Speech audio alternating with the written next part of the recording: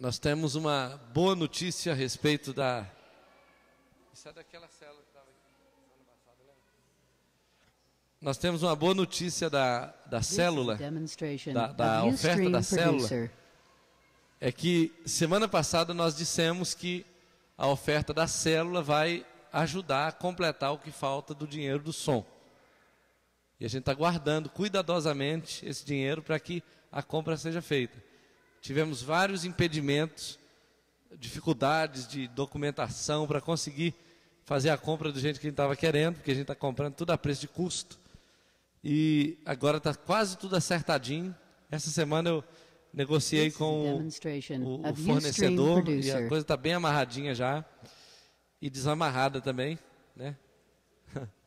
Está desamarrado. E agora a gente já vai começar a comprar.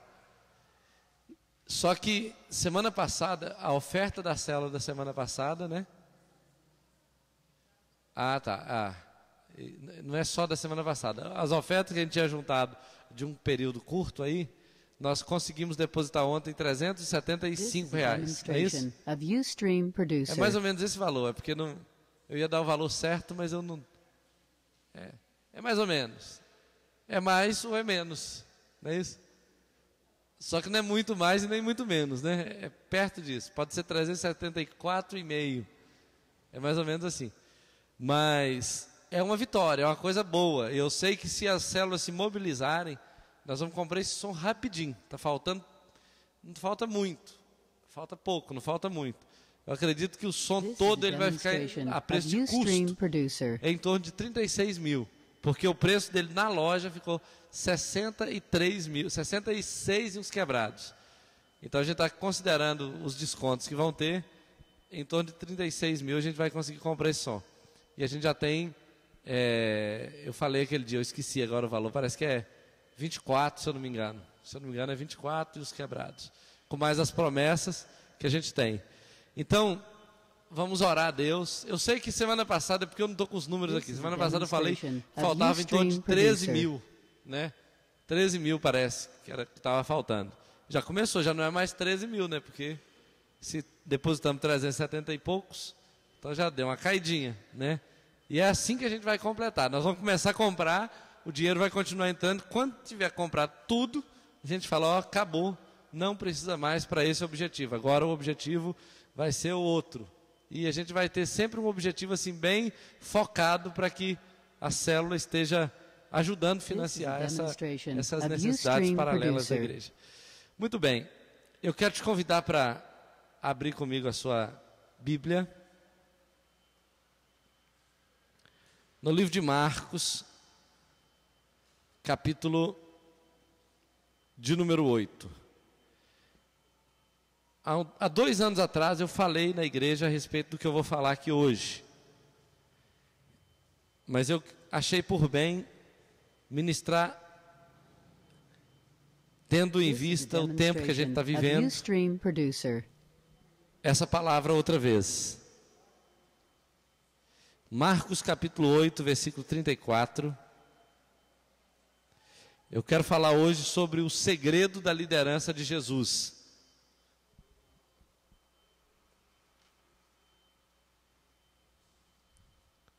O segredo da liderança de Jesus. E nós vamos ler o texto de Marcos, capítulo 8, versículo 34 a 38. Que diz assim: Então, convocando a multidão e juntamente os seus discípulos, disse-lhes: Se alguém quer vir após mim, a si mesmo se negue, tome a sua cruz e siga-me. Quem quiser, pois, salvar a sua vida, perdê-la-á. E quem perder a vida por causa de mim e do Evangelho, salvá-la-á. Que proveita o homem ganhar o mundo inteiro e perder a sua alma? Que daria o homem em troca de sua alma? Porque qualquer que nesta geração, adúltera e pecadora, se envergonhar de mim e das minhas palavras, também o Filho do Homem se envergonhará dele, quando vier na glória de seu Pai com os santos anjos. Amém? Eu quero falar hoje sobre o segredo da liderança de Jesus. Existe um segredo para todas as coisas que a gente vai fazer na vida, tudo tem um segredo, né? E a vida de Jesus está cheia desses segredos. Por que ele era assim? Como ele se tornou um homem tão poderoso, tão influente, mesmo sabendo que ele era Deus, mas como homem, como ele conseguiu ser tudo isso? Para a gente ter sucesso na vida, em qualquer área, é necessário aprendermos os caminhos percorridos por pessoas que tiveram sucesso naquelas áreas. Isso, se a gente não quiser ter que cavar com as próprias mãos todo o caminho. Se eu sei que uma pessoa teve sucesso numa área, eu posso ir lá e perguntar para ela o que ela fez, não é verdade? Se eu sei que uma pessoa está tendo êxito numa determinada área da vida dela, eu posso aprender com ela. E olha que isso me economiza anos de caminhada, me economiza talvez uma vida inteira de caminhada. Então, por exemplo, na carreira profissional, na carreira acadêmica, nos relacionamentos, na vida espiritual, na saúde, nos negócios, em todas as áreas, se uma pessoa teve sucesso, eu posso aprender com ela como ter sucesso naquela área. Se ela sabe como ela teve sucesso, eu posso aprender. E nessa visão que nós estamos trabalhando, a visão do MDA, do modelo de discipulado apostólico, Jesus é um exemplo. Todos os discípulos de Jesus, a não ser Judas, que foi para se cumprir as Escrituras, todos os discípulos de Jesus se tornaram um modelo, referência. Todos eles cresceram extraordinariamente, todos eles deram muito fruto, todos eles conseguiram dar continuidade à obra que Jesus confiou para que eles dessem. Então, Jesus é um exemplo para nós de liderança e nós precisamos aprender com ele. Como líder de célula, eu preciso aprender com Jesus. Jesus foi líder de célula. Jesus liderou a célula. A Bíblia diz que Jesus tinha um grupo de 12 pessoas que andava com ele. Em alguns momentos ele tinha um grupo de 7 pessoas, um grupo de 3 pessoas e uma multidão. Uma multidão. Mas você pode ver que mesmo Jesus influenciando uma multidão, quando Jesus foi embora, ele deixou apenas 120 pessoas no cenáculo. 120. Apenas 120. Jesus liderou grupos pequenos, grupos médios e grupos grandes. Quando ele foi assunto ao céu, 500 pessoas estavam lá para assisti-lo. Quando Pedro pregou, 3.000 pessoas se converteram. Então você vai ver que o ministério de Jesus foi amplificado depois que ele foi embora. Mas antes dele ir embora, ele influenciou grupos pequenos, ele influenciou pessoas, indivíduos, e ele influenciou multidões. Então eu posso aprender com Jesus. Eu posso aprender com ele. Eu posso perguntar para ele: Senhor, como eu vou conduzir o meu MDA? O meu discípulo amado, né? Como eu vou conduzir o meu discipulado apostólico? Como eu vou formar discípulos? Senhor, como eu vou fazer essa célula multiplicar? Como eu vou despertar nos meus discípulos aqui o desejo de liderar uma célula? Como eu vou fazer com os meus discípulos para eles cuidarem dos discípulos deles? Jesus pode me ensinar isso. Eu posso aprender com ele. E aí, para aqueles que desejam crescer na vida cristã, para aqueles que desejam crescer como discípulo, como líder, na visão, no propósito de Deus, como um bom servo de Deus, precisam se destacar nessa liderança, a semelhança de Jesus, na liderança de si mesmo, e também influenciando pessoas, influenciando aqueles que estão com eles. E aí, se você deseja crescer na liderança de si mesmo, se você deseja influenciar pessoas para andar com você, você vai ter que se debruçar aos pés de Jesus e aprender com ele. Tem que aprender com Jesus. Eu preciso aprender com Jesus. É claro que eu aprendo com os irmãos que estão comigo, eu aprendo com o meu pastor, eu aprendo com os pastores do meu pastor, eu aprendo lendo livros, eu aprendo de muitas maneiras. Mas eu preciso aprender com Jesus, porque Jesus que criou esse negócio. Jesus é um modelo para mim. Qualquer aprendizado que eu tiver paralelo vai somar, vai amplificar a minha experiência. Mas eu preciso aprender com Jesus. Jesus me inspira, Jesus me dá modelo, eu preciso tirar de Jesus esse modelo. Então olha só, a primeira coisa que eu tenho que aprender com Jesus, eu vou falar de 5. A primeira coisa é a respeito do crescimento integral. Você vai olhar para o modelo de crescimento de Jesus e vai ver que Jesus não cresceu desbalanceado. Jesus não cresceu empenado assim. Você vai ver Jesus muito bem de um lado e indo para a direção errada. Jesus tinha um crescimento balanceado, equilibrado. Ele crescia diante de Deus e diante dos homens. Lá em Lucas capítulo 2, versículo 52, a Bíblia fala que e crescia o Senhor em sabedoria e graça diante de Deus e diante dos homens. Então o que é um crescimento equilibrado?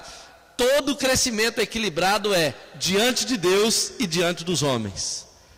Vamos imaginar uma pessoa muito influente, uma pessoa super popular que todo mundo quer ficar perto dele ou dela. É uma pessoa muito boa. Existem muitas pessoas não crentes que são assim. É uma pessoa que cresceu diante dos homens e todo mundo gosta dela, todo mundo está perto dela, todo mundo gosta de estar junto com essa pessoa. Mas se essa pessoa não tiver crescido diante de Deus, ela não serve para o ministério. Ela não serve nem para liderar uma célula. Ela não serve nem para entrar no céu. Porque para entrar no céu, para ser líder de célula, para ser um discipulador, para ser um discípulo, o crescimento tem que ser equilibrado, tem que ser diante de Deus e diante dos homens. E aí olha só, diante de Deus, Jesus crescia em oração, Jesus crescia na palavra, Jesus crescia na meditação da palavra e ele crescia em jejum. Você olha para Jesus, você verá nele um modelo de oração. Jesus orava à noite, passava a noite orando. Jesus orava às vezes ao amanhecer. Jesus orava sozinho, orava em grupo. Jesus é um modelo de oração. Jesus ensinou a orar. E quando ele ensinou a orar, ele deu um padrão de oração que muita gente acha que é para ser decorado, mas não. Ele mostrou o padrão de oração: Pai Nosso que estás no céu, santificado seja o teu nome. Aquela estrutura da oração do Pai Nosso é um modelo de oração que traz o céu para a terra. Jesus ensinou a orar. Ele não apenas ensinou a orar, ele orou. E quando ele orou, ele ensinou. A Bíblia diz que as orações de Jesus tinham um impacto poderoso, porque ele tinha uma vida de oração. A Bíblia fala que os doutores da lei ficavam impressionados com o conhecimento que Jesus tinha, e eles disseram o seguinte: de onde vem a este tal conhecimento? Porque ele era menino e ele nunca tinha estudado em nenhuma escola, a não ser a sinagoga. Se fosse hoje, tudo que Jesus saberia foi o que ele aprendeu na igreja. Só isso. A igreja pode te ensinar. A igreja tem lugar para te ensinar. Tem o CMC, tem o Tadel, tem o discipulado, tem toda a escola ministerial, tem a escola o curso de supervisor de célula, tem o curso de liderança de célula, que é o CTL, tem o TLC. Tem muitos cursos além desses. Vamos criar muitos outros ao longo do tempo, porque o nosso desejo é que toda a igreja aprenda. Jesus era um modelo diante de Deus. Ele crescia na oração, crescia na palavra, crescia na meditação da palavra, e era um modelo de jejum também. A Bíblia fala que ele jejuou 40 dias. Eu vou dar um estudo aqui qualquer dia desse, mostrando qual é o padrão de jejum bíblico que nós devemos praticar. Porque a igreja deve orar e deve jejuar coletivamente para que ela cause impacto no mundo espiritual.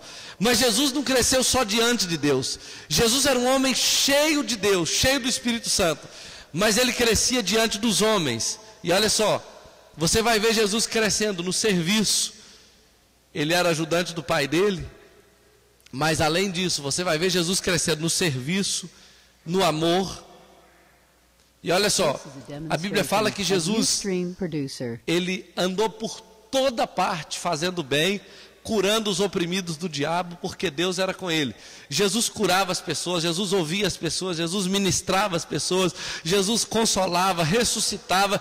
Todo esse trabalho que ele desenvolveu foi diante das pessoas. E à medida que ele foi crescendo diante dos homens, o ministério dele também foi crescendo. Acorde o irmão que está do seu lado aí e fala: querido, acorde. This is a demonstration of Ustream Producer. Às vezes a pregação pode ser um lexotan. Um lexotan? Para desmaiar o irmão. Então, olha só. Ele cresceu diante dos homens. O crescimento de Jesus pode ser identificado de muitas maneiras. Por exemplo, pela forma como ele lidou com a tentação. Lá em Mateus 4, se você ler o livro, o capítulo 4 de Mateus, você vai ver a tentação de Jesus. E nesse capítulo 4 de Mateus, você vê como Jesus estava no controle da situação quando ele estava sendo tentado. O diabo armou para ele a cilada nas áreas de maior necessidade, a área da fome, a área da cobiça, né? E nessas áreas ele falou: olha, tudo isso te darei se prostrado me adorares, né? Essa área é uma área muito complexa. Você ser tentado nessa área da cobiça, isso é muito complicado. E a área do desejo é uma outra área muito complicada. Pela fome, quando uma pessoa está com fome, ela negocia muitas coisas. Quando ela está com um desejo qualquer, um desejo de alimentação, ou um desejo sexual, ou um desejo de uma vaidade qualquer. E Jesus é um exemplo disso. Eu posso aprender com ele o tempo todo como ele lidou com Satanás. A Bíblia fala que o diabo o deixou. E vieram os anjos e o serviram. Jesus não ficou sem ser suprido. O fato é, o diabo deixou Jesus de lado. Porque ele não teve êxito. Ele não teve êxito na tentação. O crescimento de Jesus também pode ser identificado através da sua atitude humilde perante João Batista. Quando Jesus chega diante de João Batista, João Batista olha para Jesus e fala o seguinte: eis aí o Cordeiro de Deus que tira o pecado do mundo. E era para Jesus falar assim: ó, vocês não viram ele aí, né, pessoal? Agora quem está no controle sou eu, né? Acabou, João Batista agora está obsoleto, sou eu. Mas aí, pelo contrário, Jesus foi até João, abaixou a cabeça para ser batizado. E João então fala assim: não, eu é que preciso ser batizado por ti, tu vens a mim. E Jesus falou assim: olha, João, é necessário que se cumpra toda a Escritura e os profetas. E aí ele se oferece e João o batiza. O que eu posso aprender com isso? Olha só, uma pessoa que cresce diante dos homens, ela tem uma atitude humilde. Uma atitude humilde de reconhecer aquele que está aquele que tem autoridade, de reconhecer aquele que pode transferir uma autoridade. Às vezes eu chego aqui e eu falo assim: não, debaixo do fulano de tal eu não quero ficar como discípulo, não. Fulano de tal eu não aceito, não. Uma pessoa que cresce diante dos homens, ela tem facilidade de aceitar o tempo dela. Jesus teve um nome que foi dado, recebeu um nome que está acima de todo nome, mas até ele receber esse nome, ele se submeteu a João Batista. E olha que Jesus era o Filho de Deus, e João Batista era primo dele, e eles tinham a mesma idade, a diferença de 6 meses apenas. E João Batista não era um tipo de discipulador assim convidativo, não. O cara era cabeludo, barbudo, usava uma roupa muito estranha e comia uma comida muito, muito estranha. Muito estranha, né? Olhando assim, não é qualquer um que tinha coragem de falar assim: olha lá, meu discipulador lá, ó. Olha lá, aquele doido ali é meu discipulador, não é verdade? Só que Jesus entendia isso. Jesus estava disposto a cumprir as Escrituras, sabe por quê? Porque Jesus é modelo, Jesus é um padrão. E eu também, se eu sou um discipulador, se eu sou um líder, eu sou um modelo para o meu discípulo. E muitas vezes eu falo assim: não, eu não vou fazer isso, eu não aceito isso. Aí o seu discípulo aprende, e fala: o dia que eu tiver oportunidade, eu também não vou fazer isso, eu não aceito isso. Você é um padrão. Jesus era um padrão. E é assim que ele nos ensinou. Olha, João Batista é o líder, eu estou debaixo da autoridade dele. Até que João Batista foi preso e morreu, aí Jesus então chora muito quando ele vê o seu discípulo, o seu discipulador morrendo, e depois ele começa um ministério poderoso. Jesus tinha um ministério tão impactante que muita gente pensava que ele era a reencarnação de João Batista. Muita gente pensava isso, que o espírito de João Batista estava nele. Agora, olha só outra coisa. Na descida do Espírito Santo sobre a sua cabeça, lá no dia do batismo, a Bíblia fala que o Pai fala lá do céu, uma voz vem do céu, o Espírito Santo vem em forma corpórea, em forma de pomba sobre a cabeça de Jesus, e a voz do Pai foi o seguinte: este é o meu filho amado em quem me comprazo. Olha como é que Jesus era modelo. O próprio Pai fala: está vendo meu filho? Meu filho é obediente, meu filho se submete à autoridade, meu filho entendeu o tempo dele. Esse aí é meu filho, eu tenho prazer nele. Isso é um modelo, isso é um padrão. Eu tenho que aprender com Jesus. Às vezes o líder, em nome até da espiritualidade, muitas vezes, ele fala: não, eu não aceito fulano de tal, eu não aceito o discipulado de não sei quem, eu não aceito participar da célula onde o fulano de tal é o líder. Não. Uma pessoa que cresce diante dos homens, ele tem facilidade de reconhecer o tempo dele. Outra coisa, a Bíblia diz que Jesus foi o primeiro a cumprir isso que ele acaba de dizer aqui, a tomar a cruz. Ele tomou a cruz, por isso que ele falou: se alguém quer vir após mim, negue-se a si mesmo e tome a sua cruz. Se eu não tomo a minha cruz, como é que eu quero que alguém tome? Não é verdade?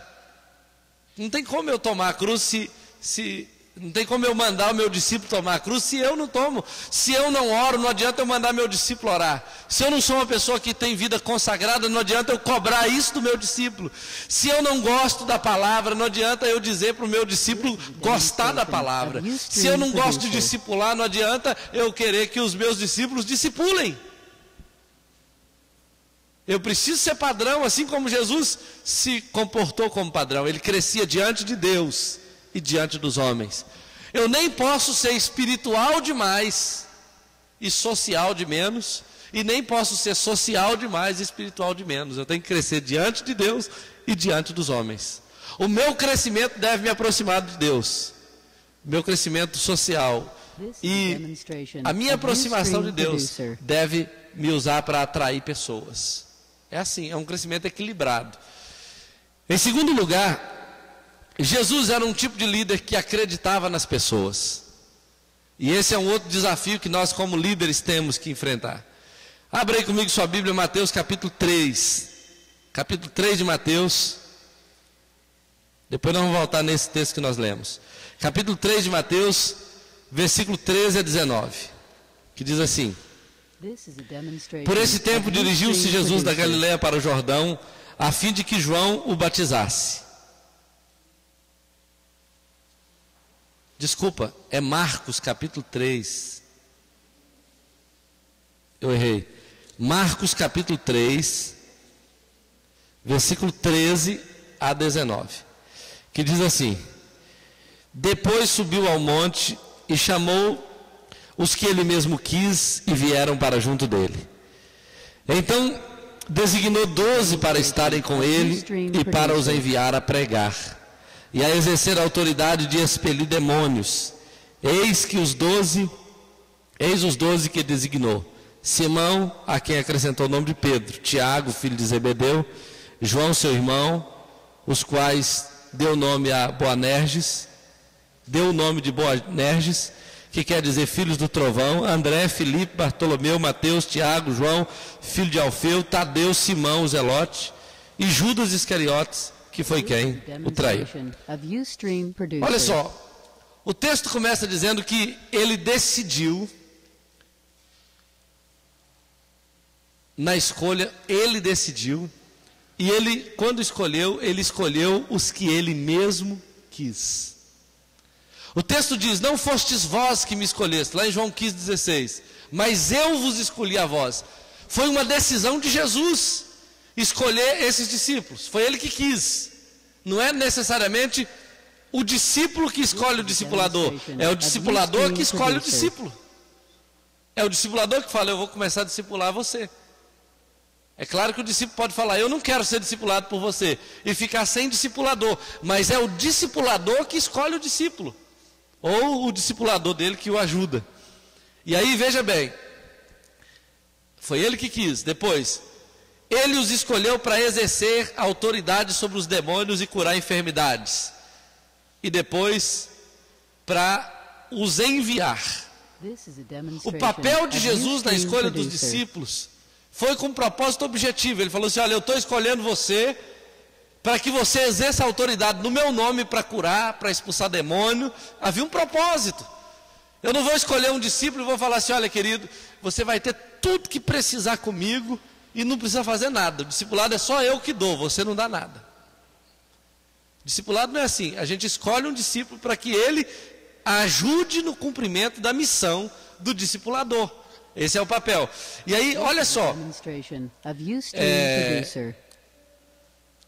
Todos os homens da Bíblia, todos os grandes homens da Bíblia, como Moisés, Davi, Salomão, todos eles tinham os seus conselheiros, os seus valentes, os seus intendentes. Todos esses grandes homens. Jesus escolhe esses 12 apóstolos, esses 12 discípulos inicialmente, e diz para eles o seguinte: vós sois o sal da terra. Vós sois a luz do mundo. Lá em Mateus 5, 14 a 16 ele fala isso. Vós sois o sal da terra. Agora veja quem Jesus escolheu para ser o sal da terra. Se você ler o nome desses apóstolos, você vai ver o seguinte: quem era Levi? Levi era um cobrador de impostos. Cobrador de impostos naquele dia tinha o sinônimo de desonesto. Levi era desonesto. Ah, pastor, como é que você sabe disso? Todo cobrador de imposto daquela época era mal visto em Jerusalém. Porque o cara tinha como cobrar um pouco a mais, extorquir um pouco a mais, porque ele estava com o caderninho do governo na sua mão. Era ele que colocava o preço. Era ele que fazia os cálculos. E aí, ele chama Levi e fala: você é o sal da terra. Ele chama, por exemplo, Judas, o traidor, e fala: você é o sal da terra. Ele chama Simão Zelote, que era um terrorista. Sabia que os zelotes, eles são considerados, eles são chamados de zelotes por causa de uma categoria de um grupo social que existia naquele tempo, que acreditava que um deles mataria o imperador para devolver o reino para Israel. E ele sempre andava com um punhal debaixo do casaco, debaixo da roupa, esperando a oportunidade de matar o imperador. E olha só, Jesus chama o Zelote, Simão Zelote, e fala assim: você é o sal da terra. O cara era um terrorista.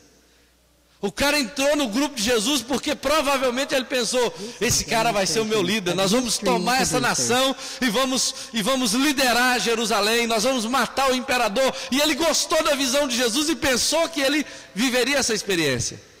E Jesus falou: você é o sal da terra. E o cara era um terrorista. Depois, Tiago e João, que eram chamados de filhos do trovão, e você sabe que Tiago e João, como filhos do trovão, eram pessoas sem nenhuma paciência. Era aquela pessoa do estupim curto. Você não podia brincar com Tiago e João. Eles não eram igual Pedro, que falava e fazia barulho demais e fazia de menos. Eles não, eles tinham coragem de arrancar a cabeça do cara fora. E Jesus falou: você é o sal da terra. Depois Jesus chama Tomé. Olha Tomé. Tomé não acreditava nem nele mesmo. Tomé era um cara cheio de dúvida. Ele viu Jesus e falou: não sei não. Se é o Senhor, então cadê o buraco da sua mão? Jesus, que já estava cicatrizado, teve que fazer um poder sobrenatural lá, abriu o buraco. Não, enfia aqui então, enfia. Ele enfiou e falou: agora é o Senhor mesmo. Aí ele acreditou, mas o cara tinha dúvida demais. Você imagina aquele discípulo que você fala assim: olha, nós vamos multiplicar em 3 meses a nossa célula. E fala: duvido. Se depender de mim, não vai multiplicar nunca. Aí você tem que discipular esse camarada. Além do mais, Pedro era inconstante. Um dia ele achava que ele ia ser líder de um setor em 3 meses. Né? Ele era bipolar. Se ele tivesse vivido hoje aqui, ele era ele teria o transtorno, ele sofreria do transtorno. Não, ele seria bipolar mesmo, né? Agora, olha só, presta atenção numa coisa. Pedro era aquele cara assim: Senhor, então vamos multiplicar essa célula, vamos ganhar multidões, vamos possuir essa terra e tal. Aí Jesus acreditava nele, no outro dia falou: Pedro, então você vai liderar 2 células. Eu, Senhor, eu não dou conta não, Senhor, eu não estou conseguindo nem ficar de pé. Mas ontem você disse que ia liderar. Mas eu desanimei, eu retiro tudo que eu disse. Pedro era assim, eram os discípulos de Jesus. Mas a Bíblia fala que ele escolheu os que ele mesmo quis, foi ele que quis. Tinha gente melhor? Tinha. Mas ele escolheu os que ele quis. Ele tinha direito de exercer essa liberdade. Por que ele fez isso, pastor? Por uma razão. Jesus acredita nas pessoas. Olha para você, ele te escolheu. Olha para mim, ele me escolheu. Ele acredita nas pessoas. Agora, veja o perfil das pessoas que Jesus enviou. Jesus enviou outros além dos 12. Por exemplo, a samaritana tinha 5 maridos. E tinha um 6º que não era dela ainda. Depois que ela encontrou com Jesus, ela virou missionária.